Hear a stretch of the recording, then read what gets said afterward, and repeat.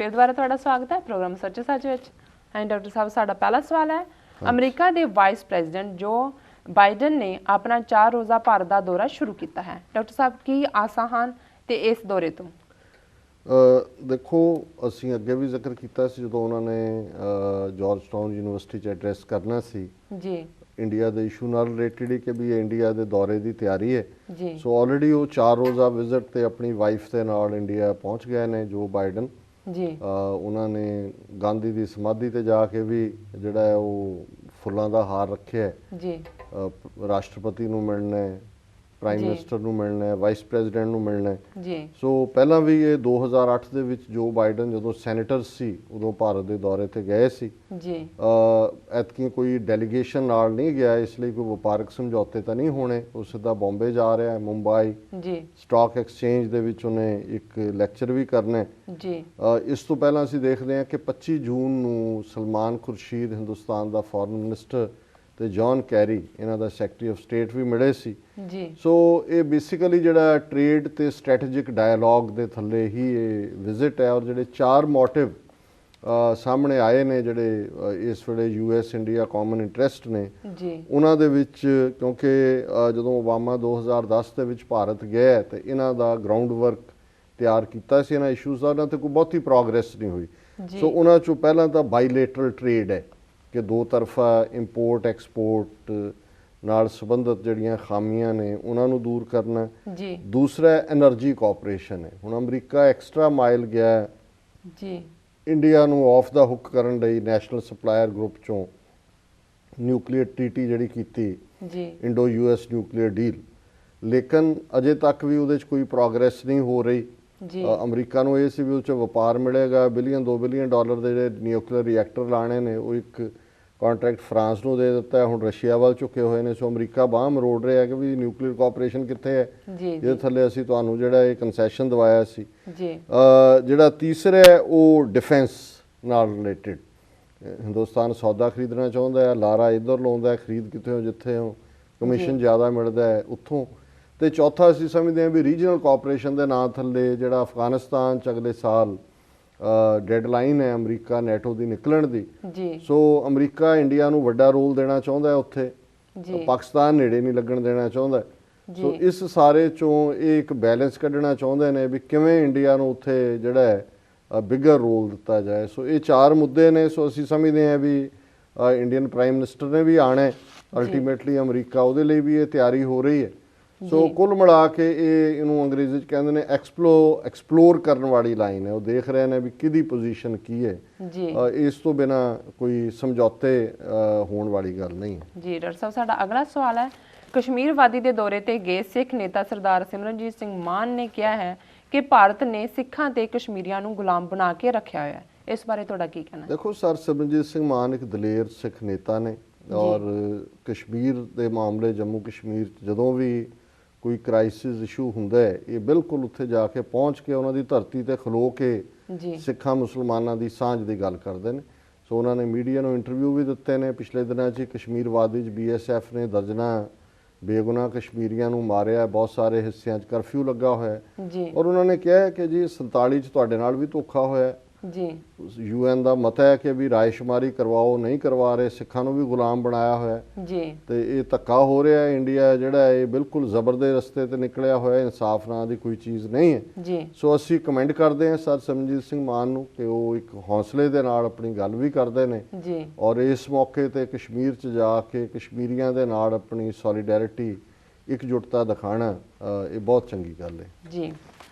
Nobel ਇਨਾਮ ਜੇਤੂ ਅਮ੍ਰਿਤਾ ਸੇਨ ਨੇ ਕਿਹਾ ਹੈ ਕਿ ਉਹ ਨਰਿੰਦਰ ਮੋਦੀ ਨੂੰ ਭਾਰਤ ਦਾ ਪ੍ਰਧਾਨ ਮੰਤਰੀ ਬਣੇ ਨਹੀਂ ਵੇਖਣਾ ਚਾਹੁੰਦੇ। ਦੇਖੋ ਇਹ ਬੜੀ ਵੈਲਕਮ ਗੱਲ ਹੈ ਵੀ ਜਿਹੜੇ ਚੰਗੇ ਲੋਕ ਨੇ ਉਹਨਾਂ ਨੇ ਅਸੀਂ ਤਾਂ ਪਹਿਲਾਂ ਹੀ ਕਿਹਾ ਸੀ ਵੀ ਹਿਟਲਰ ਇਨ ਦਾ ਮੇਕਿੰਗ ਹੈ ਜੀ ਤੇ ਅਮ੍ਰਿਤਾ ਸੇਨ ਨੇ ਵੀ ਕਿਹਾ ਕਿ ਵੀ ਇਹਦਾ ਜਿਹੜਾ ਰਿਕਾਰਡ ਹੈ ਮਾਈਨੋਰਟੀਜ਼ ਦੇ ਹਵਾਲੇ ਨਾਲ ਉਹ ਵੀ ਬੜਾ ਮਾੜਾ ਹੈ ਜੀ ਫਿਰ ਵੀ ਜਿਹੜੀ ਤਰੱਕੀ ਦੀਆਂ ਬੜੀਆਂ ਗੱਲਾਂ ਹੋ ਰਹੀਆਂ ਕੋਈ ਏਡੀ ਗੱਲ ਨਹੀਂ ਹੈ ਐਜੂਕੇਸ਼ਨ ਔਰ ਹੈਲਥ ਦੇ ਮਾਮਲੇ 'ਚ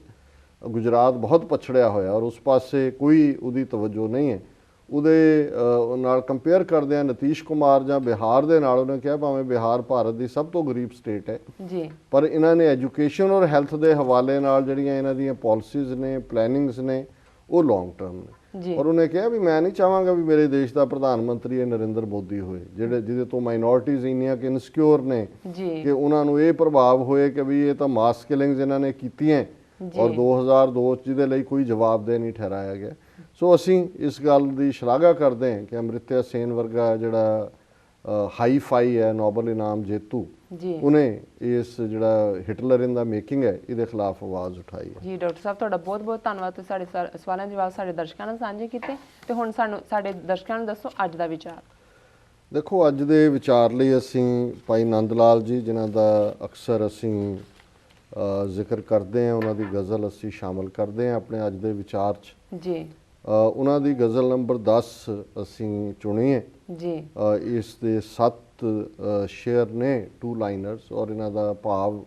ਜਿਵੇਂ ਭਾਈ ਨੰਦ ਲਾਲ ਗੋਇਆ ਦਾ ਹੈ ਉਹਨਾਂ ਦੀਆਂ ਸਾਰੀਆਂ ਲਿਖਤਾਂ ਦਾ ਜੀ ਕਿ ਰੱਬ ਦੇ ਪਿਆਰ ਦੇ ਵਿੱਚ ਜਦੋਂ ਅਸੀਂ ਆਪਣੇ ਆਪ ਨੂੰ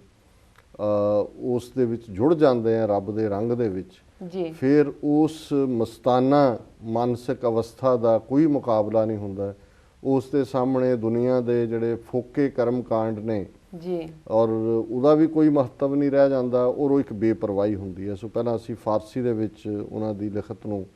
ਦੁਹਰਾਉਂਦੇ ਹਾਂ। ਜੀ ਉਹ ਕਹਿੰਦੇ ਨੇ, ਦਰਮਿਆਨ ਬਜ਼ਮੇ ਮਾਂ ਜੁਜ਼ ਕਿਸਾਏ ਜਾਨਾਨਾ नेस्त, बेहजाब आ अंदरिंग मजलस कसे बेगाना नेस्त, बेगुजर अज बेगानगी वाशो बाखुद तो आशना, हर के बाखुद आशना शुद अज खुदा बेगाना नेस्त, जी शौक़े मौला हर के रा बाश्त, हमा साहिब दिल अस्त, कार हर दाना न बाशद, कार हर दीवाना नेस्त, जी नासिहा ता चंद होई किस्सा हाय वाग जो पंद, बज़मे मस्ता हस्त जाए किस्सा ओ अफसाना नेस्त, ई मताए हक बा पेशे साहिबान दिल बवद, चूँ बा सहरा में रवि दर गोया ए वीराना नेस्त, जी ई मताए शौकरा अज आशकाने हक बखारी, जाके दर जानस बाजुज नक्शे रुखे जहाना, चंद में गोई तू ए गोया खुमूश सौ जी सुखन, शौक़े मौला मुना हशर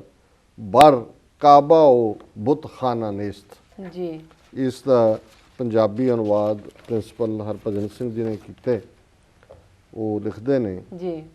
ਸਾਡੀ ਸੰਗਤ ਸਿਮਰਨ ਬਾਝੋਂ ਗੱਲ ਨਾ ਕੋਈ ਕਰਦਾ, ਇਸ ਸੰਗਤ ਵਿੱਚ ਆਵੀਂ ਬੀਬਾ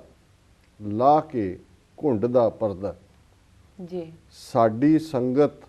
ਸਿਮਰਨ ਬਾਝੋਂ ਗੱਲ ਨਾ ਕੋਈ ਕਰਦਾ, ਇਸ ਸੰਗਤ ਵਿੱਚ ਆਵੀਂ ਬੀਬਾ ਲਾ ਕੇ ਘੁੰਡ ਦਾ ਪਰਦਾ,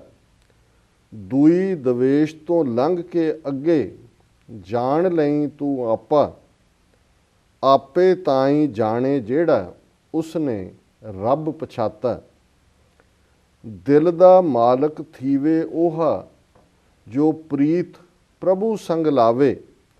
ਦਾਨਾ ਜਾਂ ਦੀਵਾਨਾ ਬਣਿਆ ਮੰਜ਼ਲ ਹੱਥ ਨਾ ਆਵੇ, ਇਹ ਉਪਦੇਸ਼ਕ ਦੇ ਨਾ ਮਤਾਂ, ਛੱਡ ਪੁਰਾਣੇ ਕਿੱਸੇ ਸਾਧ ਸੰਗਤ ਵਿੱਚ ਥਾਉ ਇਹਨਾਂ ਦੀ, ਮੈਨੂੰ ਕੋਈ ਨਾ ਦੱਸੇ, ਰੱਬੀ ਲੋਕਾਂ ਪਾਸੋਂ ਮਿਲਦਾ ਭਗਤੀ ਦਾ ਭੰਡਾਰਾ, ਜੰਗਲ ਬੇਲੇ ਦੇ ਵਿੱਚ ਐਵੇਂ ਨਾ ਫਿਰ ਮਾਰਾ ਮਾਰਾ, ਪ੍ਰੀਤ ਰੀਤ ਦੀ ਪੂੰਜੀ ਮਿੱਤਰਾ ਮੰਗ ਲੈ ਫਕਰਾਂ ਪਾਸੋਂ, ਪ੍ਰੀਤ ਰੀਤ ਦੀ ਪੂੰਜੀ ਮਿੱਤਰਾ ਮੰਗ ਲੈ ਫਕਰਾਂ ਪਾਸੋਂ, ਦਿਲ ਉਹਨਾਂ ਦੇ ਹੋਰ ਨਾ ਹੁੰਦਾ ਬਾਝੋਂ ਸੱਚੀ ਰਾਸੋਂ। ਤੇ ਅਖੀਰਲਾ ਸ਼ੇਅਰ ਹੈ, ਕਦੋਂ ਤੱਕ ਕਹਿੰਦਾ ਰਹੇਗਾ ਗੋਇਆ ਗੋਇਆ, ਕਹਿ ਜਾ ਚੁੱਪ ਚਪੀਤਾ, ਕਦੋਂ ਤੱਕ ਕਹਿੰਦਾ ਰਹੇਗਾ ਗੋਇਆ, ਕਹਿ ਜਾ ਚੁੱਪ ਚਪੀਤਾ ਕਾਬੇ ਤੇ ਬੁਤਖਾਨੇ ਰੱਬ ਨੂੰ ਕੈਦ ਕਦੋਂ ਹੈ ਕੀਤਾ। ਜੀ ਸੋ ਇਹਦਾ ਤੱਤਸਾਰ ਇਹੀ ਹੈ ਕਿ ਰੱਬ ਦੇ ਪਿਆਰਿਆਂ ਦੀ ਸੰਗਤ 'ਚ ਰੱਬ ਦੀ ਦੀਵਾਨਗੀ ਦਾ ਅਹਿਸਾਸ ਜ਼ਬਾਨ ਨੂੰ ਵੀ ਬੰਦ ਕਰ ਦਿੰਦਾ ਹੈ, ਕਹਿਣ ਲਈ ਵੀ ਕੁਛ ਨਹੀਂ ਰਹਿੰਦਾ ਜੀ ਤੇ ਉਹਨਾਂ ਦੇ ਸਾਹਮਣੇ ਫਿਰ ਦਾਨਾਈ, ਸਿਆਣਪ ਜਾਂ ਮਸਤਾਨਗੀ ਇਹ ਕੋਈ ਅਰਥ ਨਹੀਂ ਰੱਖਦੇ। ਜਿਵੇਂ ਕਬੀਰ ਸਾਹਿਬ ਨੇ ਫਰਮਾਇਆ ਕਿ ਕਹੋ ਕਬੀਰ ਗੂੰਗੇ ਗੁੜ ਖਾਇਆ ਪੁੱਛੇ ਤੇ ਕਿਆ ਕਹੀਏ। ਕਿ ਜੀ ਜਿਵੇਂ ਜਦੋਂ ਗੂੰਗਾ ਗੁੜ ਖਾ ਰਿਹਾ ਉਹਨੂੰ ਪੁੱਛੋ ਵੀ ਕੀ ਸਵਾਦ ਹੈ ਜੀ ਕਿ ਉਹ ਕੀ ਬਿਆਨ ਕਰੇਗਾ। ਸੋ ਭਾਈ ਸਾਹਿਬ ਕਹਿੰਦੇ ਨੇ ਕਿ ਜਿਹੜਾ ਰੱਬ ਦੇ ਪਿਆਰਿਆਂ ਦੇ ਰਾਹੀਂ ਰੱਬ ਦੀ ਸ਼ਰਨ ਵਿੱਚ ਆ ਗਿਆ ਜੀ ਤੇ ਜਦੋਂ ਉਸ ਨੇ ਉਸ ਰੱਬ ਦਾ ਜਲਵਾ ਤੱਕ ਲਿਆ ਤੇ ਫਿਰ ਉਹ ਸਿਮਰਨ ਦੇ ਵਿੱਚ ਹੀ ਸਾਰੀ ਜ਼ਿੰਦਗੀ ਉਸ ਦੀ ਗੜੁੰਦ ਗੁਜ਼ਰ ਗਈ ਤੇ ਉਹਨੂੰ ਜੰਗਲ ਬੇਲਿਆਂ 'ਚ ਭਟਕਣ ਦੀ ਲੋੜ ਨਹੀਂ, ਉਹਨੂੰ ਕਿਸੇ ਦੀ ਤਾਰੀਫ ਜਾਂ ਕਿਸੇ ਵੱਲੋਂ ਨਕਾਰੇ ਜਾਣ ਦਾ ਕੋਈ ਗਮ ਨਹੀਂ। ਜੀ ਉਸਤਤ ਨਿੰਦਾ ਦਉ ਬਿਵਰਜਤ, ਉਹ ਤਾਂ ਉਸ ਪਿਆਰ ਦੇ ਵਿੱਚ ਹੀ ਹੈ ਜਿਹਨੂੰ ਗੁਰੂ ਨਾਨਕ ਸਾਹਿਬ ਨੇ ਫਰਮਾਇਆ ਸੀ ਕਿ ਕੋ ਕਹੇ ਭੂਤਨਾ ਕੋ ਕਹੇ ਬੇਤਾਲਾ ਕੋਈ ਆਖੇ ਆਦਮੀ ਨਾਨਕ ਬੇਚਾਰਾ ਭਇਆ दीवाना शाह का नानक बौराना। ये बौरानगी, ये दीवानगी, ये उस शाह दा प्यार, उस प्यारे दा रंग, जी। वो रंग चलूला हमेशा वो मस्ती जिहदे च फिर सिर्फ ते सिर्फ वाहिगुरू वाहिगुरू तू है तू है तू ही जी मैं निकल जाती है ते तू आ वसदा है ते जत देखा तत तू जी। ये अवस्था हासिल होंदी है। ਜੀ ਡਾਕਟਰ ਸਾਹਿਬ ਤੁਹਾਡਾ ਬਹੁਤ ਬਹੁਤ ਧੰਨਵਾਦ। ਤੁਸੀਂ ਅੱਜ ਦਾ ਵਿਚਾਰ ਸਾਡੇ ਦਰਸ਼ਕਾਂ ਨਾਲ ਸਾਂਝਾ ਕੀਤਾ ਹੈ। ਵੀਰ ਸਾਡੇ ਪ੍ਰੋਗਰਾਮ ਦਾ ਸਮਾਂ ਇੱਥੇ ਸਮਾਪਤ ਹੁੰਦਾ। ਤੁਸੀਂ ਆਪਣੇ ਰਾਏ ਤੇ ਸੁਝਾਅ ਸਾਨੂੰ ਭੇਜਣਾ ਨਾ ਭੁੱਲਣਾ ਸਾਡੇ ਇਸ ਪਤੇ ਤੇ sos@tv84.tv ਤੇ ਅਸੀਂ ਆਪਣਾ ਪ੍ਰੋਗਰਾਮ ਲੈ ਕੇ ਤੁਹਾਡੇ ਫੇਰ ਰੂਬਰੂ ਹੋਵਾਂਗੇ। ਤਦ ਤੱਕ ਲਈ ਮੈਨੂੰ ਤੇ ਆਪਣੇ ਡਾਕਟਰ ਸਾਹਿਬ ਨੂੰ ਆਗਿਆ ਦਿਓ। ਵਾਹਿਗੁਰੂ ਜੀ ਕਾ ਖਾਲਸਾ, ਵਾਹਿਗੁਰੂ ਜੀ ਕੀ ਫਤਿਹ।